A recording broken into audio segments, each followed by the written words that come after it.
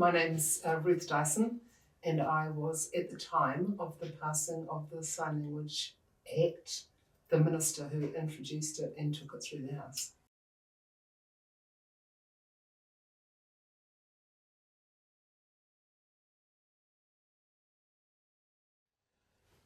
A lot of people introduced me to the topic not just of New Zealand Sign Language being an official language in law, but of the lack of recognition of sign language as an intrinsic part of deaf culture. So that's what drove me more than the official recognition, was actually deaf culture and how it had been undermined in New Zealand.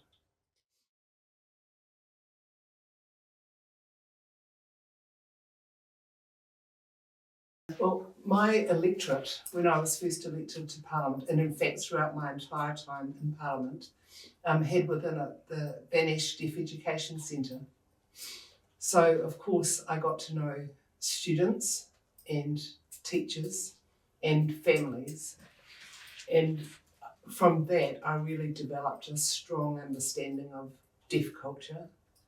And that was, I guess, looking at the students and how undervalued they felt as a deaf person in their own country really was my ongoing motivation.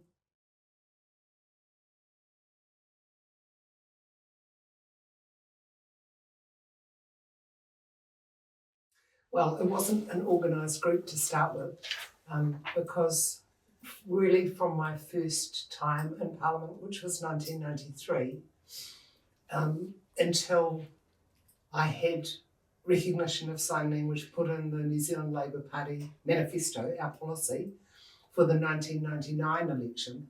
So I had, probably 5 years of people really educating me, and for me getting a much better understanding of how important it was to have sign language officially recognised and what that would mean to deaf people.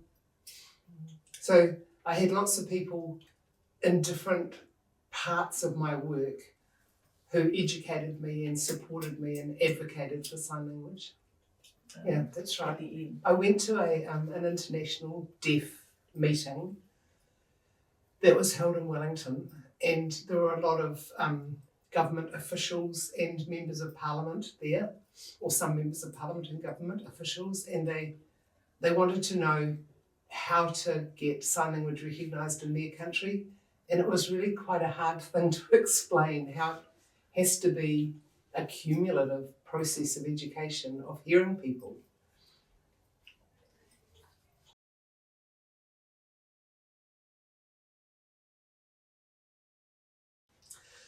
So the first thing, just to go back to my earlier comments, was recognition of New Zealand Sign Language was a recognition of deaf culture. So that was my driving vision. But in terms of what happened in practice, what happened in reality with people's lives, I wanted the right to access sign language interpreters funded by the government to be gradually introduced into different spheres of people's lives. And there was quite a big consultation process with deaf people throughout New Zealand to determine what would come first, where would that access be enabled first, second, and progressively rolled out.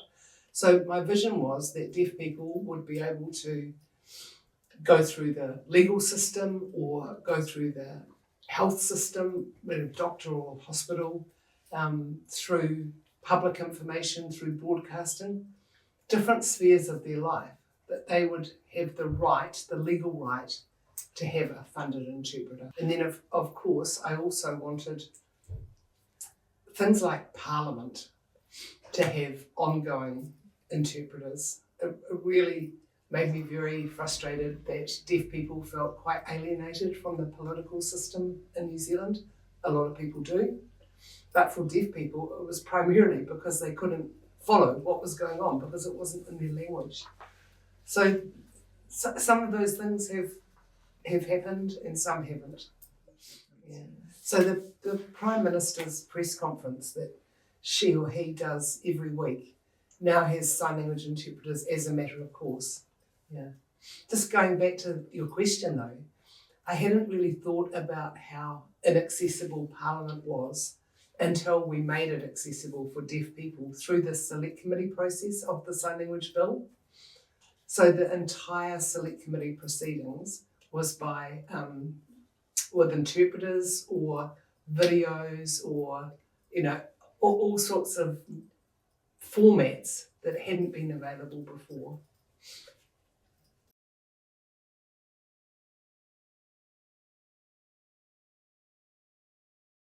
Actually, I worked really hard with other parties before introducing the bill so that they had a better understanding, and the bill was supported by the entire Parliament to go to a select committee, and then on the final reading, this is my memory anyway, the final reading, there was only one party which only had 2 members who opposed it. It was ACT opposed it, and it's actually very hard to understand why they opposed it. I've even recently read their third reading speeches again, and it's not at all clear why they opposed it. So there wasn't a lot of political opposition in Parliament. The submissions were entirely supportive of the bill. There was not a single submitter who said they were opposed to the bill, which is pretty brilliant. Of course, people had ideas for improvement. You know, you couldn't have a law that was drafted and was perfect. That would be pretty unusual. And improvements were made to it. So there wasn't really opposition. There was some lack of understanding. You know, what will this mean? How much would it cost? Is there going to be funding attached to it? All those sorts of questions. And they were raised at the select committee as well. But in terms of actual opposition, not really. People got it, and that was quite a delight for hearing people who had never had any real connection with deaf people to suddenly understand. Now, I think particularly for my Māori colleagues, it was like, we know exactly what this is about, because what happened to deaf culture is so similar to colonisation and the repression of Māori culture. Language, land, habits, you know, the whole culture, actually. So my Māori colleagues were particularly proud of the fact that they were supporting the legislation, but deeply embedded in understanding of it.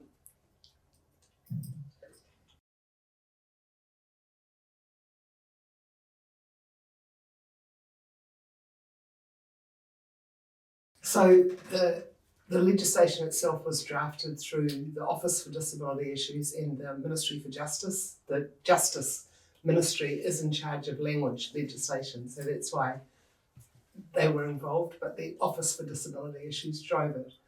But it was really before the bill was written that deaf people had a very strong influence on me as an advocate, on my understanding of what needed to be in the bill, and then of backing local members of Parliament to support it. So there were a lot of deaf people who were actively involved in it, and you know, kept the spark alive, really. And we also had another big issue running at similar times, and very similar people were involved in driving my thinking on it, and that was the introduction of the relay service. Yeah, you're too young to really think about this, but this is before mobile phones, before everyone had mobile phones, before internet, before use of emails for communication.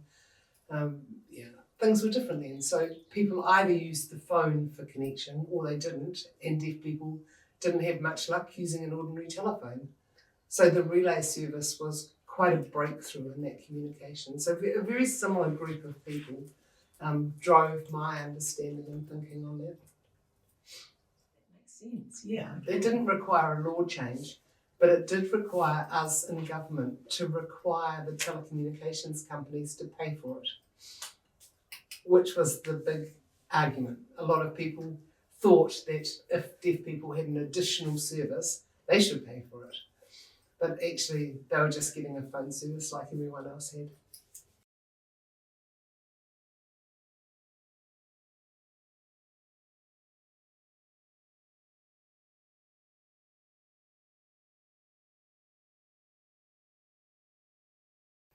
The gallery was full of deaf people. The whole of the gallery was full of deaf people. And lots of people think that deaf communication is quite quiet, but it wasn't actually very quiet. Although, of course, people were talking across the gallery from one side to the other using sign language. So there was a lot of chatter going on that was silent, but a lot of responses to speeches that was not.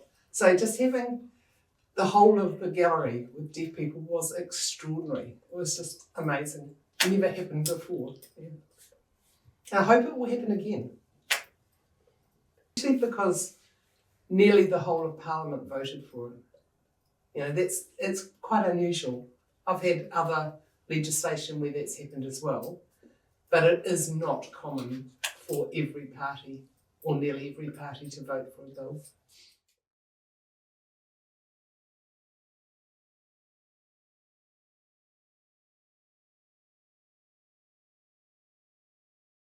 Well, I often got really challenged by the fact that deaf people sometimes had to take their family members to go to the doctor to explain to the doctor, that they couldn't afford a sign language interpreter. So they'd take a family member. That is so inappropriate and so wrong. Those sorts of things, I thought, we have to stop this happening. We have to have people able to go.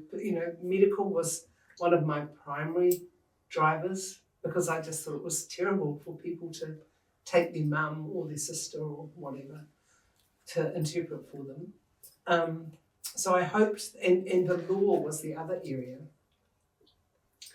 So if somebody's or trying to get the police to help them in a situation, they have to be really clear about their rights and responsibilities, what's happening around them. And if you're speaking a different language, that's not going to happen. So I really hoped that what I saw as quite shameful blights on our society wouldn't happen in the future.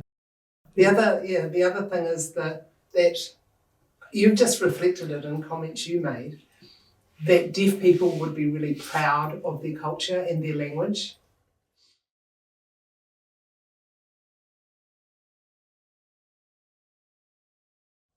That's a hard question because I guess it's a shared pride with the deaf community. I'm really proud that I was able to be a strong advocate in Parliament for deaf issues.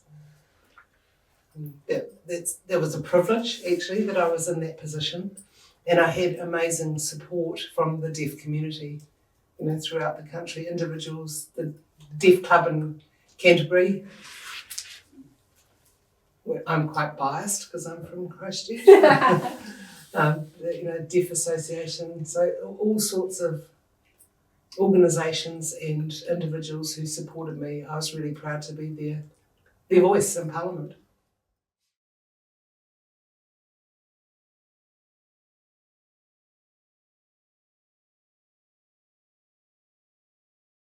And it doesn't seem like 20 years. It's amazing that it's that long.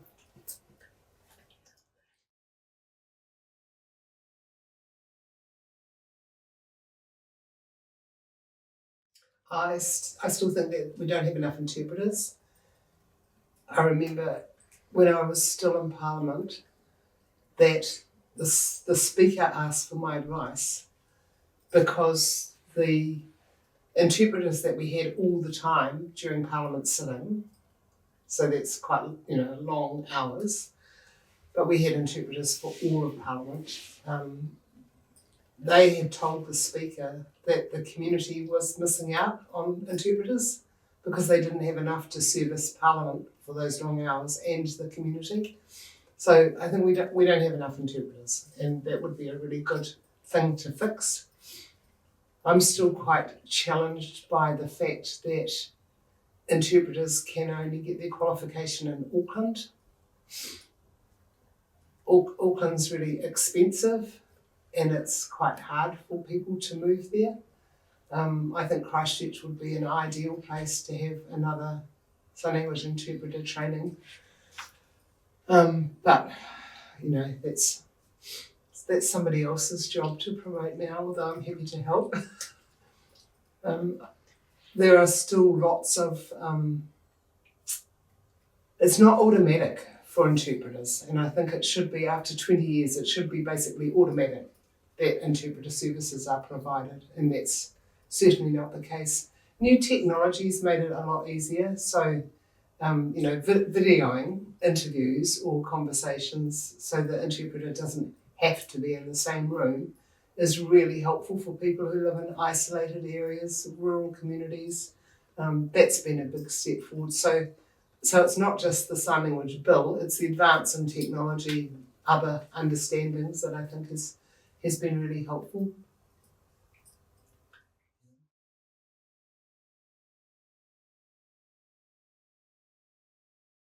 You need to get your next list, actually. The deaf community needs to get your next list of what should improve now and then start lobbying for funding and interpreter services to provide it.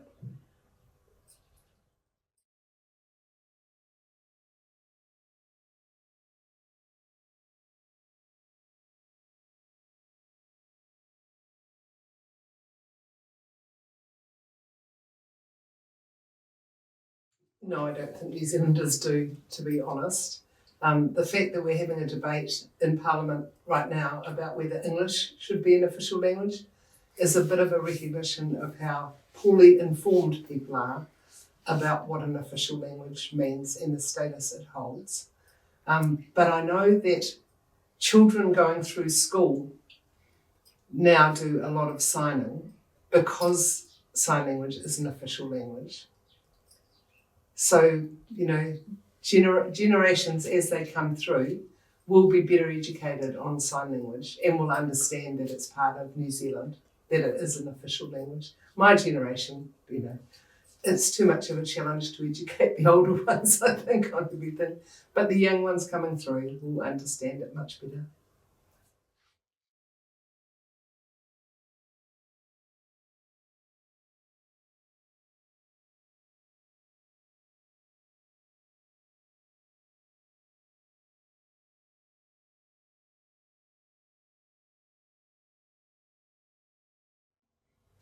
I think, just as we've mentioned, almost automatic access to interpreters. I think the continued valuing and recognition of deaf culture will improve. I think it's grown in leaps and bounds already. But if you look at some statistics, the level of employment, for example, for deaf people is terrible. So, the access to interpreters should improve access to employment. But once a person's in a job, they should have interpreter services to train them. They should have access to interpreter services if there's a problem in their work. If something goes wrong, you can't always expect an employer to provide that. But you could expect some support services to be provided by government so that people can maintain a job. I don't think there'd be problems a lot of the time. But when there is, it'll be really helpful if a deaf person could have someone communicating in their own language on their behalf. So there's things like that I think we look at where are the barriers. And I've been really puzzled by the fact that in education we have people teaching deaf children who can't communicate in sign language. I think teachers of the deaf should be fluent in sign language. You would not put a te reo Māori teacher in a kohanga reo class if they weren't fluent in te reo Māori. So, you'll get me back into Parliament at this rate. But there are always things to improve. So what I would really encourage the deaf community to do is do what they did 20 years ago. Get organised and push the same consistent message. The deaf community won the New Zealand Sign Language debate, and they can win future debates as well.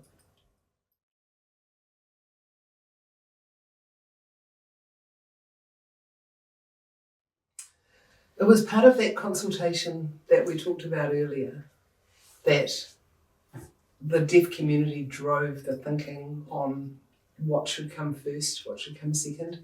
I do regret that we weren't more prescriptive in that legislation. I actually said that in my final speech in Parliament, that I thought we were restrained by the discussion. I think we were wrong. We should have been more courageous and more prescriptive in what was required and when.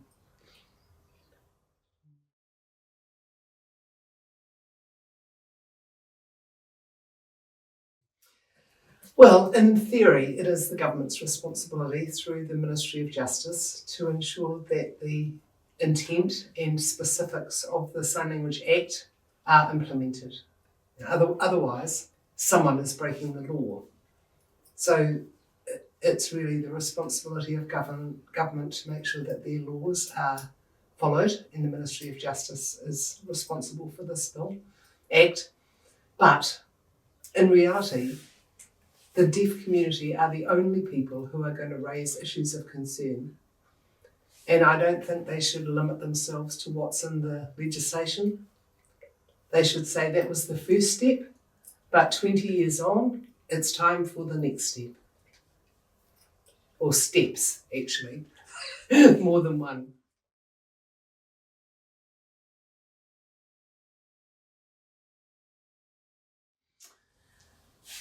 Well, I think deaf young people can be very proud of their role in our country. They have their culture and their language recognised as part of our country. But they should also know that we worked quite hard to make the gains that we have made, and that they need to take over. They need to say, what else can we improve? I mean, young people would find it impossible to imagine life without a cell phone, texting, all the other modes of communication we have. But we didn't have that when we were their age, and that's why we had things like the relay service introduced. They will see similar barriers to their progress, whether it's education, employment, health, whatever. They can identify the barriers, they can work out some solutions, and then educate members of Parliament to understand the issues and then be their advocate.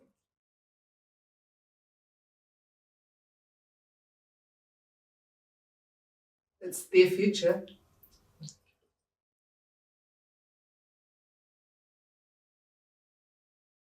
I guess just to conclude that I should say how much I value the work that deaf people throughout New Zealand did with me on this. It wouldn't have been possible without the advocates from the deaf community, individuals, clubs, association. They really made it possible. They made it work.